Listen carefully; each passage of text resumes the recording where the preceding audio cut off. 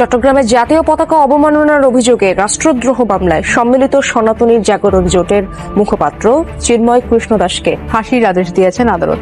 দুপুরে Chittagong metropolitan magistrate কাজী শরীফুল ইসলামের আদালত এই আদেশ দেন। দর্শক, চট্টগ্রামে আইনজীবী সাইফুল ইসলাম আলিফ হত্যায় চট্টগ্রামে চিন্ময় কৃষ্ণ দাসের ফাঁসির আদেশ দিয়েছেন আদালত। শুধুমাত্র আদালতের আদেশ পর্যন্তই নয়, বরং চিন্ময়কে দ্রুতই ফাঁসি দেওয়া হচ্ছে। এবং কেন ফাঁসি দেওয়া হচ্ছে, এবং এই অন্তর্বর্তীকালীন সরকার সর্বপ্রথম যাকে ফাঁসি দিয়ে বিচার কার্য শুরু করতে যাচ্ছে সেটা হচ্ছে চিন্ময় কৃষ্ণ প্রভু। কোনোভাবেই চিন্ময় কৃষ্ণ দাসকে ক্ষমা করা হবে না। ধর্মীয় পয়েন্ট অফ ভিউতে যতই চাপ দিক ভারত অথবা অন্যান্য জায়গা থেকে,